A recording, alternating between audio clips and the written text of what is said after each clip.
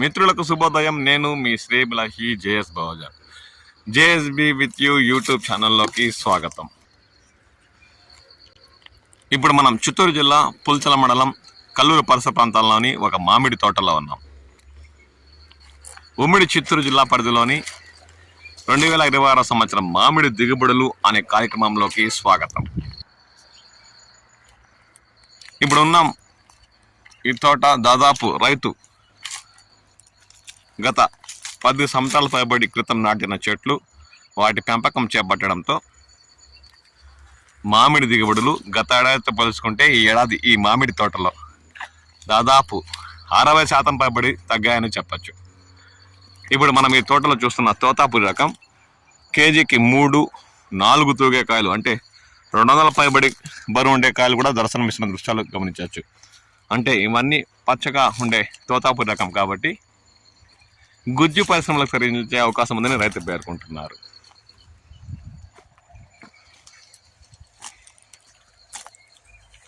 మొత్తం మీద ఈ ఏడాది 30% పైబడి ఉమ్మడి చిత్తూరు జిల్లా పరిధిలో మామిడి దిగుబడులు తగ్గాయని ఉద్యాన శాఖ అధికారులు ఇప్పటికే పేర్కొన్నారు. ఇప్పటికే తిరుపతి జిల్లాలోని 9 గుజ్జు పరిశ్రమలు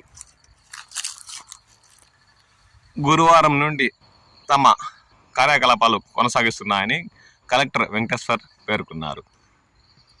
అందులో సగానికి సగం పుల్లూర మరియు ఖాదర్ రకం గుజ్జు కోసం కొనుగోలు లావాదేవీలు సాగిస్తున్నట్లు ఆయన పేర్కొన్నారు. ఇక సగం వచ్చి తోతాపురి రకం కొనుగోలు చేసి తమ కార్యకలాపాలు కొనసాగిస్తున్నట్లు వారు అన్నారు.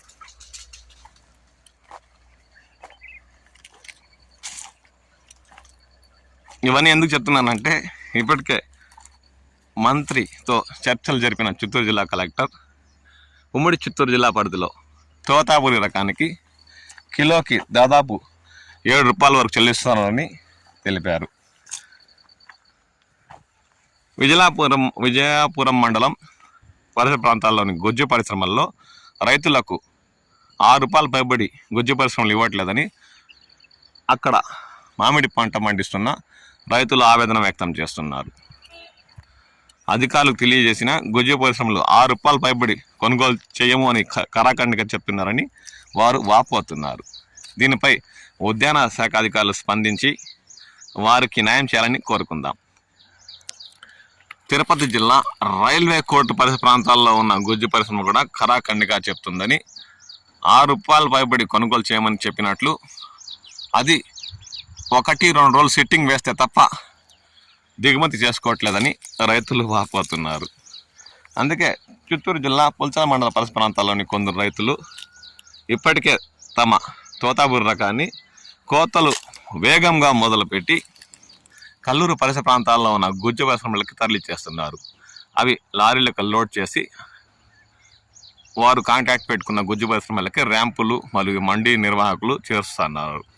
అంటే పుల్చల మండలంలోని రైతులు 5 రూపాయలు వచ్చినా చాలరా స్వామి అన్న రీతిలో తోతాపురి రకాన్ని వేగంగా కోతలు మొదలుపెట్టి మండీలకు ర్యాంపులకే ఇచ్చేస్తున్నారు. ఎందుకంటే కల్లూరు నుండి, అంటే పుల్చల మండలం నుండి గుజ్జు పరిశ్రమలకు తీసుకెళ్లాలంటే దాదాపు 70-80 కిలోమీటర్ల దూరంలో ఉన్న అవి ఉంటాయి. కాబట్టి వాటికి రవాణా ఖర్చులు ఇంకా ఎక్కువ అవకాశం ఉందని, అది కాక అక్కడికి చేర్చిన ఖచ్చితంగా తొందరగా లోడ్ దించుకోకపోతే ఆ 2-3 రోజుల బాడీకి కూడా చెల్లించే అవకాశం ఉందని, దీంతో టన్ను వాళ్ళు 6,000-7,000 ఇచ్చినా ఏం మాత్రం గిట్టుబాటు కాదని, అందువల్ల పుల్చల మండల పరిసర ప్రాంతాల్లోని తోతాపురి ఎక్కువగా పండిస్తున్న మామిడి రైతులు వాటిని తమ దగ్గరలో ఉన్న ర్యాంపులకి మండీలకి టన్ను 5,000తోనే అమ్మేస్తున్నారు.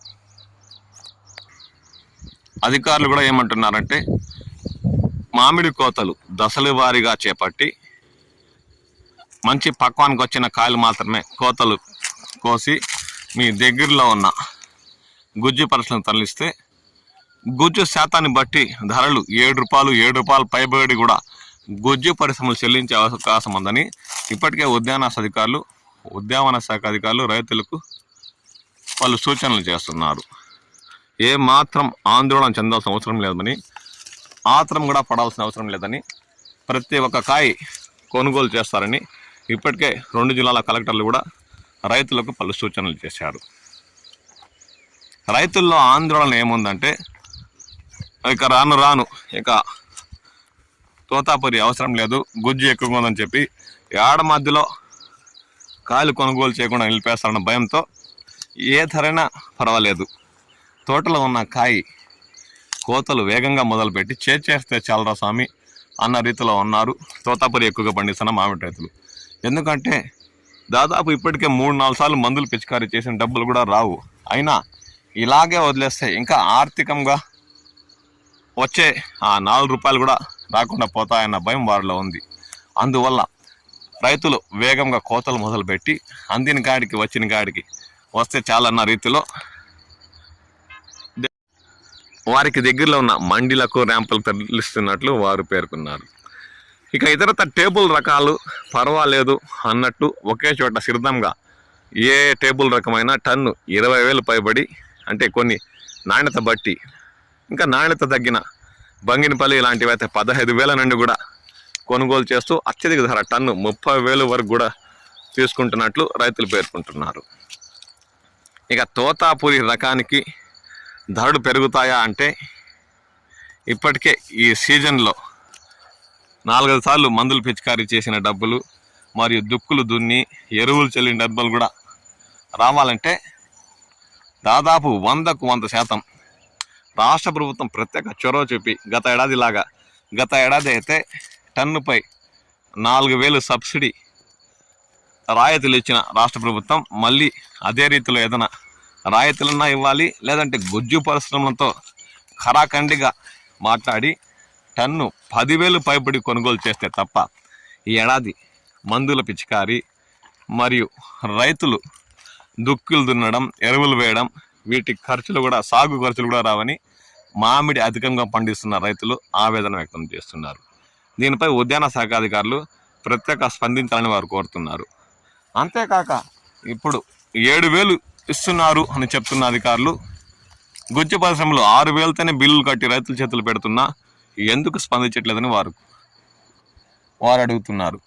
తప్పనిసరిగా ఆ గుజ్జు పరిశ్రమ యాజమాన్యాలతో టన్నుకు 7,000 అన్నారు కదా, 6,000తో ఎలా ఇస్తారని ప్రశ్నించాలని, టన్నుకు 1,000 రూపాయలు పెరిగిన ఒక సాధారణ రైతు 10 టన్నులు తోతాపురి ఏడాది పండించున్న 10 టన్నులకు 10,000 వస్తాయి కదా అని వారు అడుగుతున్నారు. కంపల్సరీ ఉద్యాన అధికారులు ఈ ధరలు పెంచుతారో లేదో. రెండో విషయం, చెప్పిన ధరన తీసి ఇవ్వాలని వారు ఈ సందర్భంగా కోరుతున్నారు. లేదంటే తోతాపురి పండిస్తున్న రైతులకి ఈ ఏడాది కూడా కష్ట నష్టాలు తప్పలేవని వారు ఆవేదన వ్యక్తం చేస్తున్నారు. అంతేకాక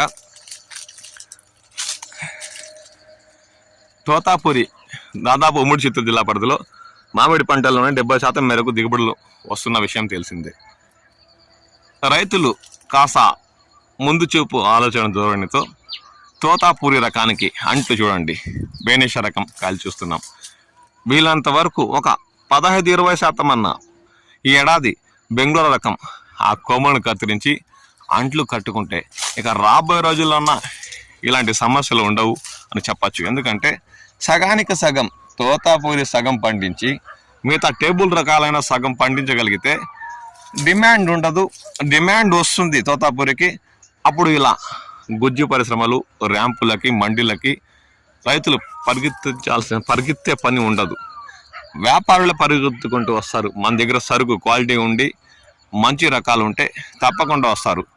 తినేవారు ఎదురై సరుకు 10 మందికి ఉంటే ఇలాంటి సమస్యలు ఎదురవుతాయని అధికారులు పేర్కొంటున్నారు.